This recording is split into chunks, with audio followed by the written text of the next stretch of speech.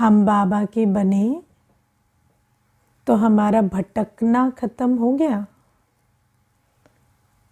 किस किस का भटकना खत्म हो गया? खत्म हो गया। दिल से ऐसे गीत निकलता है, पाना था सो पा लिया, कि अभी भी कुछ पाना है, कुछ चाहना है जिसके पीछे मन भटकता है। किस किस को और कुछ नहीं चाहिए? हाथ उठाओ।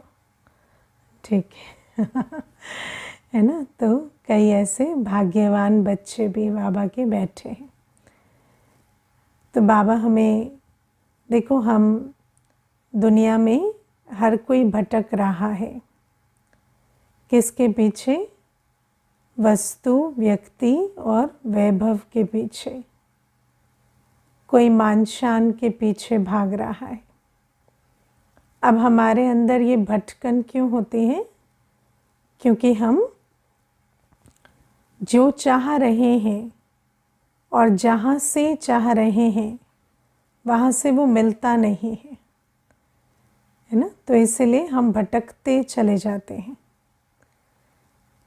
तो बाबा हमें कहते हैं कि मैं तुम्हें सर्व प्राप्तियाँ देने वाला हूँ और मैं तुम्हें सर्व संबंधों का सुख देने वाला हूँ। सर्व प्राप्तियाँ और सर्व संबंधों का सुख, जिनके लिए संसार में हर आत्मा भटकती है, वो हमें बाबा देते हैं।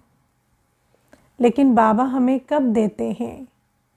जब हम बाबा के साथ हर कर्म करते संबंध में रहें, है ना। मान लीजिए किसी के संबंध बहुत मीठे हैं दुनिया में भी, लेकिन अगर उनका मन बुद्धि बिजी है काम में, तो वो संबंध का सुख ले सकते हैं।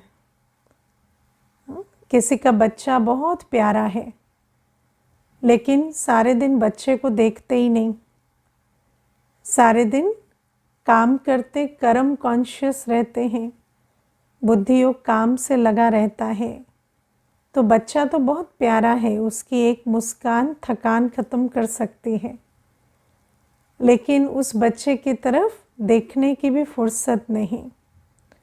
तो वो जो संबंध का सुख है वो मिलता नहीं। ऐसे ही बाबा हमें कहते हैं कि तुम बच्चे भी जब हर कर्म करते मुझे भिन्न भिन्न संबंधों में अनुभव करेंगे, क्योंकि बाबा तो सर्व संबंधों से हमारे साथ हमेशा रहता है, लेकिन हमें उस संबंध के स्मृति स्वरूप में, बाबा के साथ के स्मृति स्वरूप में उस संबंध को अनुभव करना पड़ेगा, है ना। जैसे बाबा आज कहते हैं कि जीवन साथी के रूप में मुझे अनुभव करो।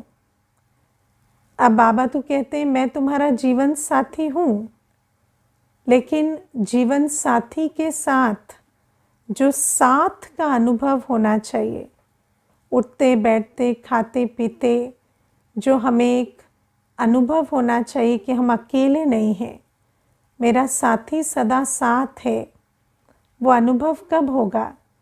जब हम बाबा की स्मृति स्वरूप में रहेंगे, जब हम याद रखेंगे कि अभी उठते समय बाबा मेरे साथ है, भोजन पाते समय बाबा के साथ भोजन कर रहे हैं, अकेले नहीं कर रहे, कहीं जा रहे हैं तो बाबा के साथ जा रहे हैं। तो जब इस प्रकार से हर कर्म करते हम बाबा के संबंध को स्मृति में रखेंगे, बाबा के साथ को स्मृति में रखेंगे, तो उस संबंध का अनुभव हमें जीवन में होगा। और अगर हम भूल कर बैठे रहेंगे, सब कुछ अकेले अकेले करेंगे, तो बाबा कहेंगे मैं तो बैठा हूँ, तुम अकेले चल पड़ते हो, मैं क्या करूँ है ना। तो वो अनुभव हमें नहीं होगा, क्योंकि सारा कुछ स्मृति के ऊपर है। स्मृति का इंग्लिश क्या है? अवेयरनेस। अगर अवेयरनेस नहीं है तो कुछ भी नहीं है, और अगर अवेयरनेस है तो अनुभव होता रहता है। आज देखो एक बहुत अच्छा एक बहन अपना अनुभव कह रही थी। कहती कि पिताजी हमेशा बहुत ऐसे ताने मारने वाले रहे, माँ को भी और मुझे भी। तो कहती कि जीवन में कुछ भी करती हूँ ना तो डर लगता है कि अगर इसमें असफलता हो गई तो पिताजी ताने मारेंगे। तो कोई भी बात, जैसे कहती कि अभी कोई काम किया उसमें नुकसान हो गया तो पिताजी ने फट से कह दिया पहले कमाओ फिर पानी में बहाओ। तो कहती वो बात बहुत चुभ गई। तो मैं सोचती हूँ कि मेरा काम इतना अच्छा चल पड़े कि मेरे पिताजी को ताने मारने का मौका ना मिले, है ना। तो मैं आज उनको यही समझा रही थी कि आप अपने जीवन को एक आत्मा के पीछे क्यों इतना ज़ाया कर रहे हैं है ना। एक आत्मा है, उसका संस्कार अगर त्रुटि देखने का है, ताने मारने का है, तो क्या गारंटी है कि अगर आप अपने हिसाब से सक्सेसफुल हो भी गए, मान लीजिए आपने बहुत बड़ा भी बिजनेस खड़ा कर दिया, आपने बहुत सफलता भी पा ली, तो क्या ये गारंटीड है कि जिसको आप सफलता समझते हैं और जिसको आप समझते हैं कि इस बात में तो वो ताने नहीं मार सकते, उसमें वो नहीं मारेंगे हो सकता है कुछ ढूंढकर उसमें भी कुछ कह दे, क्योंकि जिसका संस्कार जैसा होता है वो कोई ना कोई बात ढूंढ ही लेता है। तो आप किस भय में जी रहे हैं और आप किस चक्कर में पड़े हैं। तो कहती फिर मैं क्या करूं। कहती माँ बाप ही तो सबसे बड़े होते हैं। तो मैंने कहा किसने कहा माँ बाप सबसे बड़े होते हैं वो तो लौकिक माता पिता है। तो वो बहन ज्ञान में नहीं है। तो मैंने उनको कहा ऐसे तो 84 माँ बाप रहे हैं आपके वो तो 84 में से एक है, लेकिन जो हमारा एक पिता है वो तो आत्मा का पिता, परम पिता है। तो उस परम पिता की स्मृति में रहो, इस लौकिक पिता की स्मृति में मत रहो। ये तो बस एक आत्मा है और उस आत्मा का जो भी संस्कार है उसको रहम दिल होकर देखो कि ठीक है ये इनका पाठ है, ये इनका संस्कार है, लेकिन अपने परम पिता की स्मृति में रहो। जो परम पिता सदा हमें स्वीकार करता है, प्यार करता है, कदम कदम पर हमें आशीर्वाद देता है। आप देखो बाबा हमें मुरलियों में कहते हैं बच्चे ने अभी कर्म नहीं किया है, संकल्प किया है तो भी मुबारक हो, है ना। बाबा कहते शुभ बोला ना उसकी भी मुबारक हो, ढेरों मुबारक हो, है ना। जितना बाबा तो सफलता हो या हम कर्म में लाए उसके लिए भी हमें नहीं ये कहते, वेट नहीं करते कि भाई करें तो पहले फिर मुबारक लेंगे। बाबा तो हमें कहते संकल्प कर दिया ना तुमने, लिख के दे दिया, उसी की ढेरों मुबारक हो। तो मैंने कहा जब एक परम पिता इतना प्यार लुटा रहा है तो उस परम पिता की स्मृति में क्यों नहीं हर कर्म करते हो। हर कर्म में जब लौकिक पिता की स्मृति में रहते हो तो कितना भय आप अपने मनसा में जैसे उत्पन्न कर रहे हो, और वही अगर परम पिता की स्मृति में करें तो कितनी दुआओं का, छत्र छाया का, शक्ति का अनुभव करेंगे। तो बाबा हमें कहते हैं कि हर संबंध में, क्योंकि आज क्या है, हर एक संबंध कैसा है आज, हर एक संबंध आत्मा के साथ, पतित आत्मा के साथ, है ना। तो पतित आत्मा क्या है, बड़ी अनप्रेडिक्टेबल होती है। कभी तो ठीक रहेंगे, कभी बिल्कुल परिवर्तन हो जाएंगे, फिर उनका कुछ शरीर का भी ठिकाना नहीं है, कभी शरीर छोड़ दिए। तो ऐसे में बाबा हमें कहते हैं अब तुम हर संबंध, हर डिफरेंट, अलग अलग कर्म में आते सर्व संबंधों से मेरा हाथ और साथ अनुभव करो। आप देखो जैसे साजन की आज बात करते हैं बाबा, या जीवन साथी की बात करते हैं, तो मुझे एक माता कहती थी कि मेरे जो युगल है ना दीदी, उनको सिर्फ मेरे पैसों से मतलब है।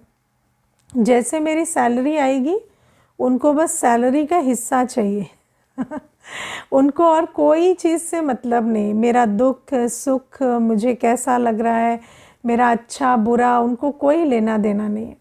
वो कहती बस उनका पैसों का रिश्ता है, वो सैलरी आती है तो मुझसे सैलरी मांगते हैं, और कुछ नहीं उनका मेरे से संबंध है। तो आप सोचो कि वो कहती कि मुझे ऐसा लगता है जैसे मैं अकेली हूँ दुनिया में, है ना। तो अब आप सोचो कि मैंने, फिर वो माता भी ज्ञान में है, तो क्या है कि बाबा जो जीवन साथी है उसके साथ का अनुभव नहीं करते, है ना। बाबा के साथ खाना उठना बैठना, दिल की हर बात सुनाना, जीवन साथी कैसा होता है ना, ऐसा होना चाहिए कहते हैं। आप उससे दिल की हर बात खुलकर कर सके। लेकिन ये जो बात कही जाती है किसी मनुष्य के लिए नहीं कही जाती क्योंकि मनुष्य को दिल की खुल के बात कहेंगे तो वो जिस दिन क्रोध होगा उस दिन खुल के वो बात आपको सुनाएंगे कि आप तो ऐसे हो ऐसे हो ऐसे हो। तो इसीलिए मनुष्य के लिए बातें नहीं कही जाती, ये बातें किसके लिए कही जाती हैं? हाँ, शिव साजन के लिए।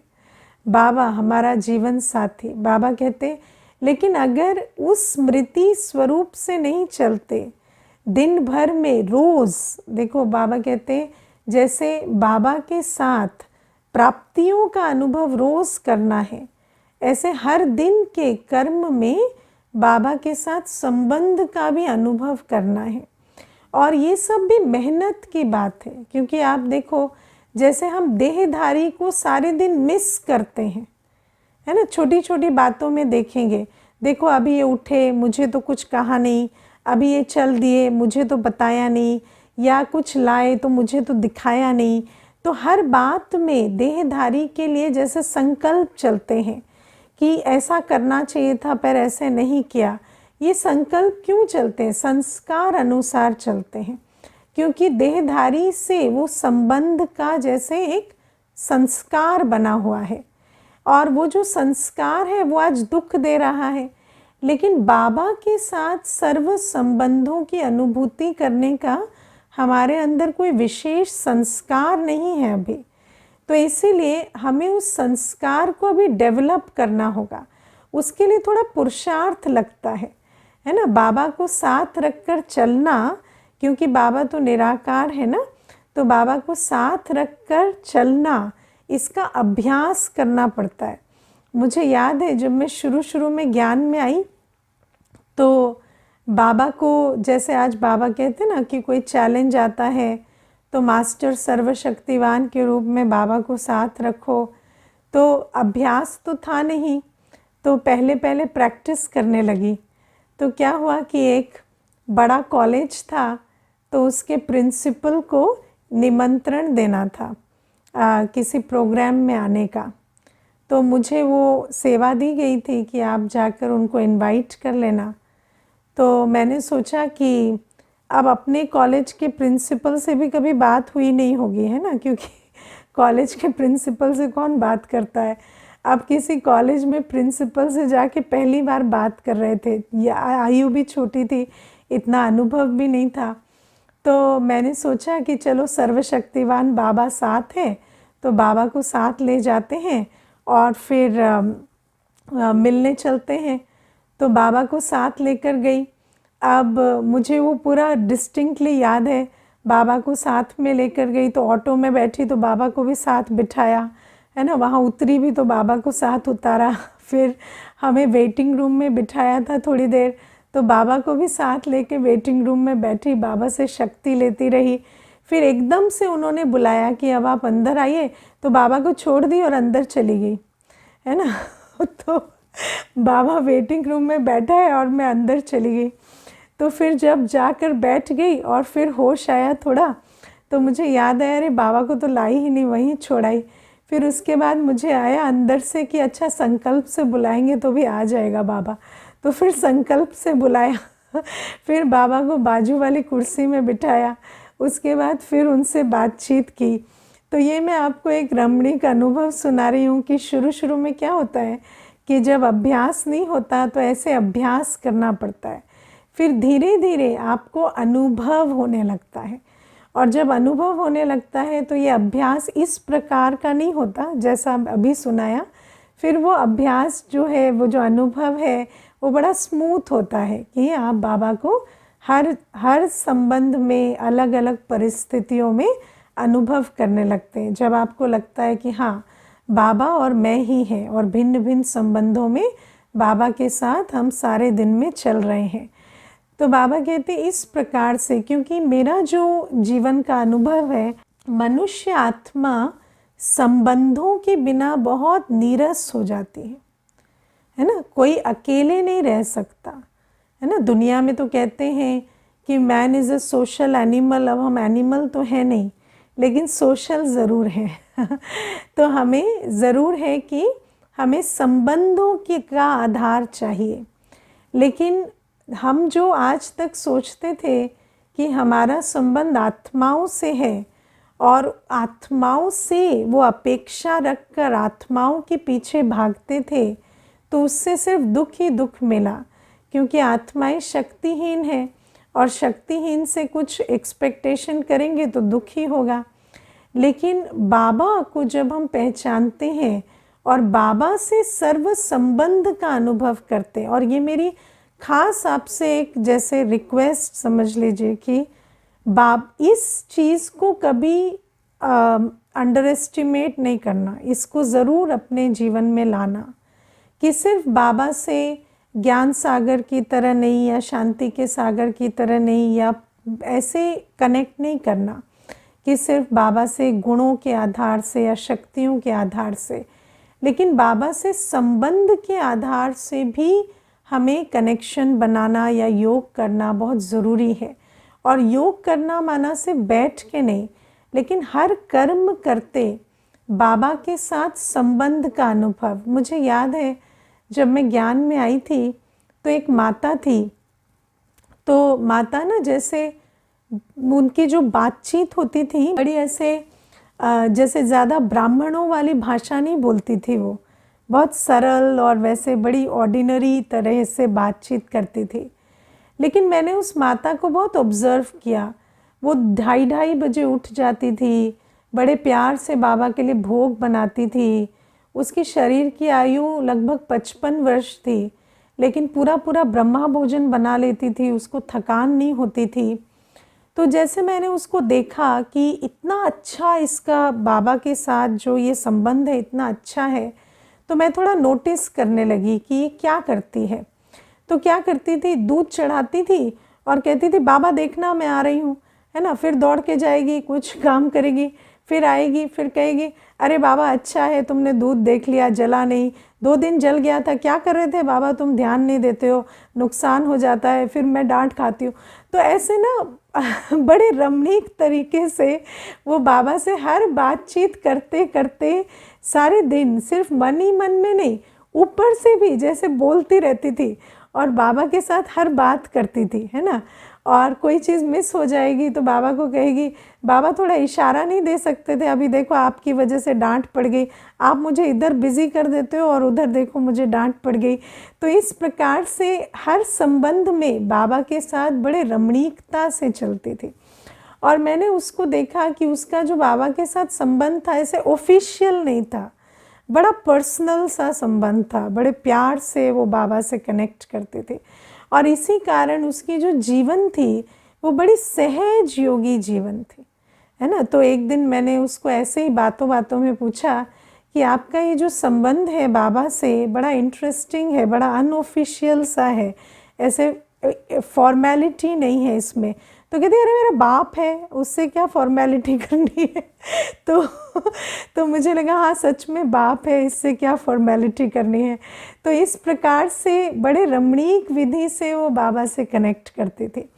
और ये मैं आपको एग्जाम्पल्स इसलिए सुना रही हूँ क्योंकि इन चीज़ों को हमें जीवन में बहुत प्रेरणा मिली इनसे। और बाबा भी इसीलिए कहते हैं कि जब तुम मेरे साथ सर्व संबंधों का, भिन्न भिन्न कर्मों में भिन्न भिन्न संबंधों का अनुभव करोगे, जैसे बाबा ने आज कहा कभी मुझे बच्चे की तरह अनुभव करो, है ना। तो जैसे बच्चा होता है आसपास, तो माता पिता को क्या होता है कि कोई भी ज़रूरत हुई तो बच्चे को एकदम से कहते हैं, है ना। तो बच्चा उनका ध्यान रखता है, या बच्चे के लिए ये होता है कि हमारे बुढ़ापे का सहारा है। तो बाबा कहते उस प्रकार से देखो। जैसे मनुष्य क्या कहता है कि माता पिता तो चले जाएंगे, युगल भी हो सकता है हमसे पहले चले जाएं, लेकिन बच्चे रहेंगे हमारा ध्यान रखने के लिए।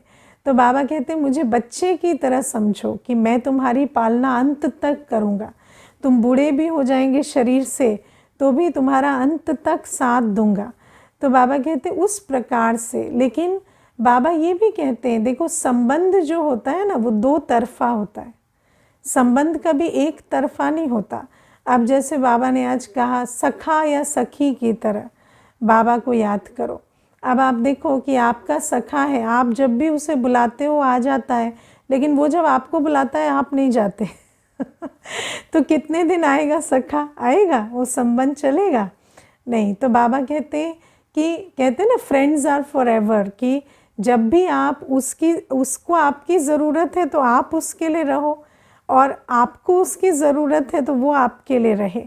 इस प्रकार का ये जो संबंध है ये हमें बाबा से रखना पड़ेगा। वरना क्या है, आप विचार करके देखो, आपका कोई मित्र है, आपने उसे 3 बार पुकारा, वो तीनों बार आया, लेकिन उसने आपको 3 बार पुकारा, आप नहीं गए, उसके बाद आप उसे पुकार सकेंगे?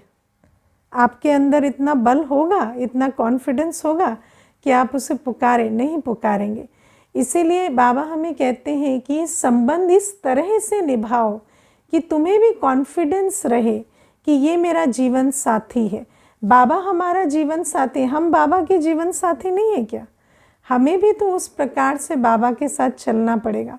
बाबा कहते तुम मुझे बच्चा बनाओ तो मैं बच्चे का फ़र्ज़ अदा करूँगा, तो तुम भी तो मेरी जिम्मेवारी उठाओ ना। अब बच्चा ऐसा थोड़ी है कि बच्चे को भूख लगी तो भोजन नहीं खिलाया, बच्चे को आवश्यकता हुई तो कुछ किया नहीं उसके लिए, लेकिन बच्चे को जब पुकारा तो बच्चा चला है, ऐसा तो नहीं होता। तो बाबा हमें कहते हैं कि जब कर्मों में हम बाबा के साथ संबंध में चलते हैं तो वो कर्म भी प्रैक्टिकल होता है, संबंध भी प्रैक्टिकल होता है, और उस संबंध की प्राप्ति भी बहुत प्रैक्टिकल होती है। तो बाबा कहते इस प्रकार से मेरे साथ सर्व संबंधों में चलो। और जो मेरा निजी अनुभव है कि अगर हम बाबा के साथ सर्व संबंधों में ही रहकर चलते हैं तो हमारे जीवन में बहुत रमणीकता, भरपूरता, और सच में ऐसा अनुभव होता है कि हम बहुत भाग्यवान हैं, जैसे हमारे पास सब कुछ है। तो बाबा कहते हैं मनुष्य आत्मा को चाहिए ही क्या? प्राप्तियां चाहिए और संबंध चाहिए।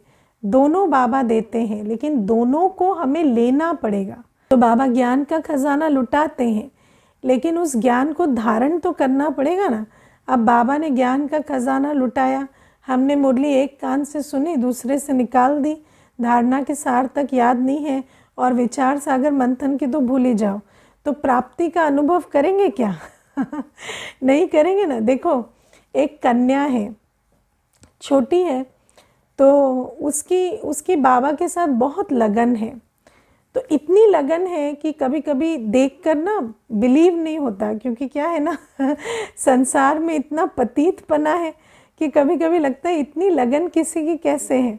तो मैं आज ऐसे ही भाई से बात कर रही थी, तो मैंने कहा इतनी लगन है उसकी, देखकर कभी कभी ना विश्वास नहीं होता कि इतनी लगन इतने छोटे समय में हो जाती है।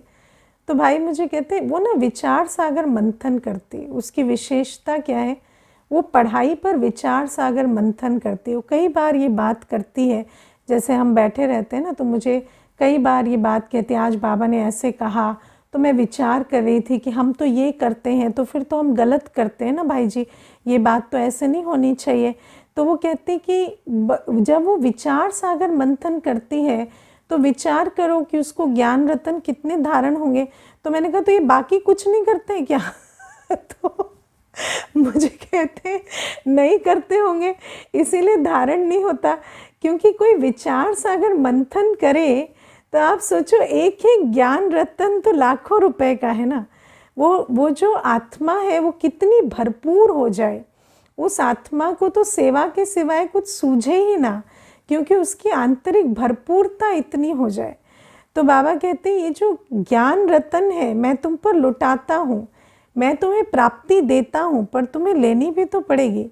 मैं तुम्हें शांति दे रहा हूँ, लेकिन शांति कैसे मिलेगी? जब हम अपने शांत स्वरूप में स्थित होकर शांति सागर को याद करेंगे, है ना। अगर हम शांत स्वरूप में स्थित होकर शांति सागर को याद नहीं करेंगे तो शांति का अनुभव हमें होगा कैसे, शांति का खजाना मिलेगा कैसे? तो इसीलिए बाबा कहते हैं देने वाला तो लुटा रहा है, चाहे सर्व गुणों के हिसाब से, शक्तियों के हिसाब से, या सर्व संबंधों का सुख भी हमें दे रहा है, लेकिन उसको प्राप्त करने के लिए, झोली भरने के लिए हमें सही विधि अपनानी पड़ेगी। अगर हम विधिवत संबंध में नहीं रहते, अगर हम विधिवत बाबा से हर एक प्राप्ति नहीं करते, अब कोई सच्चे योग में रहने से ज्ञान मिल जाएगा? नहीं, ज्ञान रतन के लिए हमें मुरली पर ध्यान देना पड़ेगा। अच्छा, कोई कहे मुरली सुनने से शांति मिल जाएगी? नहीं, उसके लिए योग करना पड़ेगा। कोई कहे कि बाबा को सिर्फ याद करने से शक्ति मिलेगी, हाँ शक्ति मिलेगी, लेकिन साथ में उस शक्ति स्वरूप से परिस्थितियों को पार भी करना पड़ेगा, क्योंकि शक्ति सिर्फ मिलती नहीं है। जैसे मान लीजिए कि आपको आप जिम गए, जिम का इक्विपमेंट रखा है, आप शक्ति बढ़ा सकते हैं उससे, लेकिन आपको उस पर वो एक्सरसाइज करनी पड़ेगी। ऐसे ही बाबा कहते हैं अपने शक्ति स्वरूप से जब बाबा से शक्ति लेंगे और उस शक्ति को प्रैक्टिकल विघ्नों में उस शक्ति का स्वरूप बनकर कर्म में आएंगे, तब शक्ति स्वरूप आत्मा बनेंगे। तो हर एक चीज़ की विधि है। बाबा हमें सर्व खजाने दे रहे हैं, सर्व संबंधों का सुख दे रहे हैं, लेकिन जब विधिवत हम उन खजानों को धारण करें, उस सर्व संबंध को अनुभव करें, तब आत्मा के अंदर भरपूरता की स्थिति होगी। और ऐसी आत्मा के अंदर एक नशा खुशी होगी, वो भी स्थायी, कि मेरे जैसा भाग्यवान इस दुनिया में और कोई भी नहीं, और पाना था सो पा लिया। अच्छा, अब बाबा हमें आज और एक बहुत अच्छी बात कहते हैं, इस ड्रामा में सबको देखते हुए हमें रहम दिल और कल्याणकारी रहना है, क्योंकि ड्रामा ही ऐसा बना हुआ है, किसी का कोई दोष नहीं है ना, किसी का कोई दोष नहीं है। आप इस बात को समझते हैं कि हर आत्मा जो भी कुछ करती है वो उसकी प्रोग्रामिंग में है ना। और जब किसी की प्रोग्रामिंग ही ऐसी है, उसके ड्रामा की नूंद ही ऐसी है, तो जो बात आपको रॉन्ग लग रही है उसको तो पता ही नहीं कि वो रॉन्ग हो भी सकती है, क्योंकि उसकी बुद्धि में तो उतना ही है, उसकी बुद्धि की सीमा ही इतनी है। तो बाबा हमें इसीलिए कहते हैं कि किसी भी बात को देखते या सुनते या किसी के व्यवहार को देखते, कभी किसी को ये नहीं सोचो कि ये दोषी है, समझो कि ये इनका पार्ट है, जो कुछ कर रहे हैं वो उनका पार्ट है। ऐसा नहीं कि किसी को हम दोषी ठहराएंगे या किसी को बार बार कहेंगे ये आपकी गलती है, ये आपकी गलती है, तो कोई वो उस बात को समझ कर और उस गलती को ठीक कर लेंगे, है ना। देखो, एक बहन थी, एक सेंटर पर रहती थी, सारे दिन कुछ भी सेवा नहीं करती थी, खाली खाती थी और सोती थी, है ना। तो उसको कितना भी कहें कि आप अपना भाग्य बिगाड़ रहे हो, कर्जा चढ़ा रहे हो, ये वो जो भी कहो, लेकिन उसको कुछ भी समझ में नहीं आता था। वो वही टस की मस नहीं होती, वो वही करती रहती थी। और धीरे धीरे कहने वाले को समझना पड़ा कि वास्तव में ये इसका पार्ट है और हम अपना पाप कर्म बना रहे हैं। और फिर उसको छोड़ दिया कि भाई तुम्हें जो करना है करो।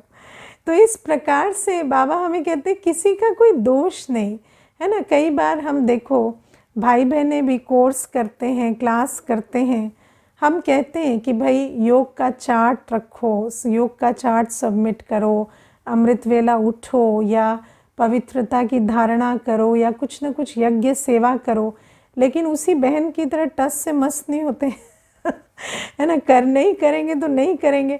अब नहीं करेंगे तो उसमें ऐसा नहीं है कि आप 50 बार कह देंगे तो कोई समझ में आ जाएगा। हाँ, बाबा कहता है और बाबा के कहने से, मुरली से, मंथन से जिसको जो प्रेरणा मिलती है वो मिलती है, बुद्धि का ताला खुलता है, करने लग पड़ते हैं, वो अलग चीज़ है। लेकिन अगर आप अपनी देह अभिमान से, जैसे कि अगर मुझे तकलीफ़ है किसी के ना करने से और मैं उस तकलीफ़ के आधार से किसी को 50 बार कहूँ तो उसे समझ में नहीं आ जाएगा। इसीलिए बाबा हमें कहते हैं कि एक तरफ तो हमें पुरुषार्थ कराने की प्रेरणा भी देनी है, एक तरफ हमें हर एक आत्मा को श्रीमद् सुनानी है, मुरली सुनानी है, मंथन भी समझाना है, वो सब ठीक है। लेकिन दूसरी तरफ हमें ये भी समझना है कि हमारी रहम दिल या कल्याणकारी वृत्ति में अंतर ना आ जाए। ऐसा ना हो कि हम किसी को दोषी समझकर कहने लगे। आपने दोषी दृष्टि देखी है ना? हाँ, दोष की वृत्ति, ये गलत है ना? या ये कई कहती है बदमाश है ये जानबूझ के नहीं करते, है ना?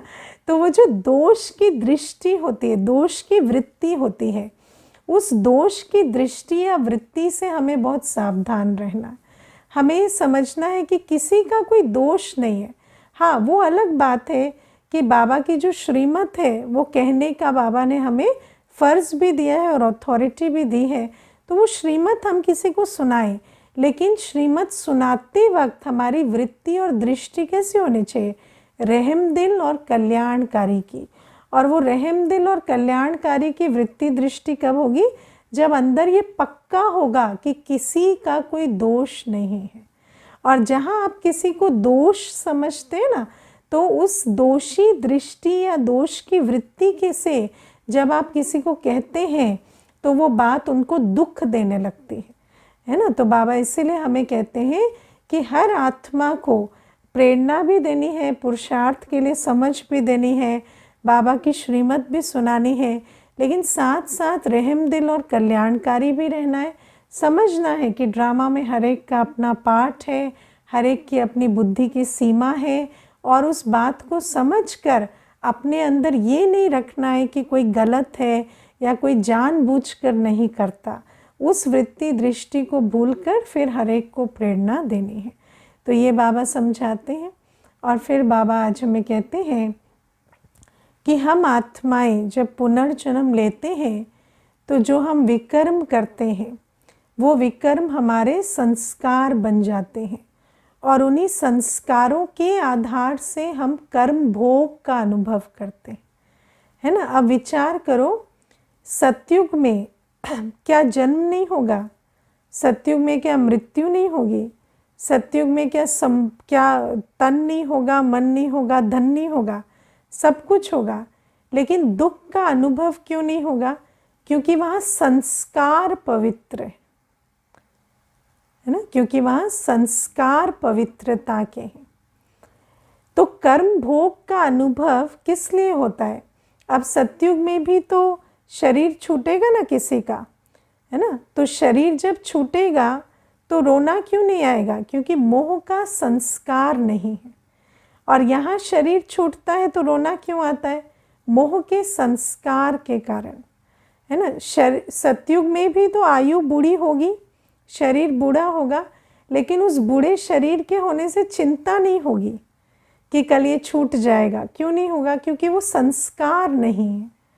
तो बाबा कहते हैं जो भी हम कर्म भोग का अनुभव करते हैं, दुख का अनुभव करते हैं, वो किस वजह से करते हैं? अपने संस्कारों के कारण।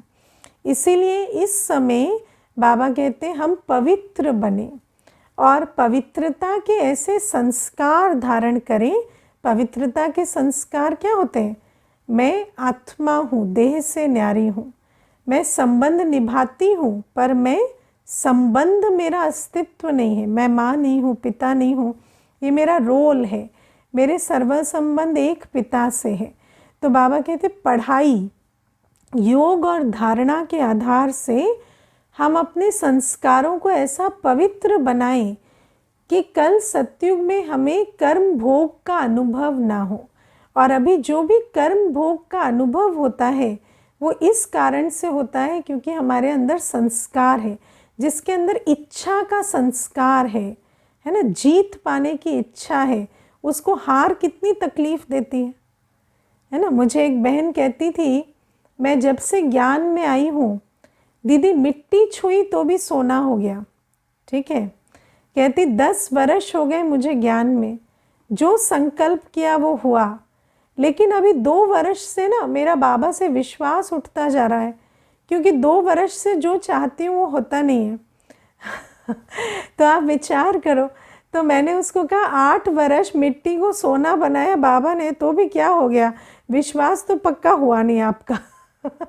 तो बाबा ने भी आप पे लगता है गिव अप कर दिया कि इसको आप कब तक भरोसा दिलाते रहे। तो बाबा कहते हैं ये जो संस्कार है हमारा, अब मानो हम हर समय मान अपमान या हार जीत में पड़े रहें, तो भले ही 8 वर्ष तक वो कहती है कि मुझे सफलता ही सफलता मिली, लेकिन 9वें वर्ष में भी वो दुख का अनुभव कर रही है। क्यों? क्योंकि सिर्फ प्राप्ति के आधार से बाबा से जुड़ी है, वास्तव में संस्कार परिवर्तन नहीं किया, ज्ञान को धारण नहीं किया, योग नहीं किया। योग किया भी तो प्राप्ति की इच्छा से किया, इसी कारण आज भी कर्म भोग का अनुभव होता है। वरना आप सोचो कि बाबा तो हमें ज्ञान योग के आधार से सर्व प्राप्तियां देते हैं और इतना भरपूर कर देते हैं कि हमारे सारे पतित संस्कार बदल जाते, और फिर चाहे मान अपमान का पेपर आए, दुख सुख का आए, जीवन मृत्यु का आए, हम बच्चों को कभी कर्म भोग का अनुभव नहीं होगा। तो बाबा कहते हैं कि ये जो कर्म भोग का अनुभव होता है ये संस्कारों के आधार से होता है, और जब हम पढ़ाई, योग और धारणा के आधार से जब हम अपने संस्कार को परिवर्तन कर लेते तो कर्म भोग का अनुभव नहीं होता। अच्छा, ओम शांति।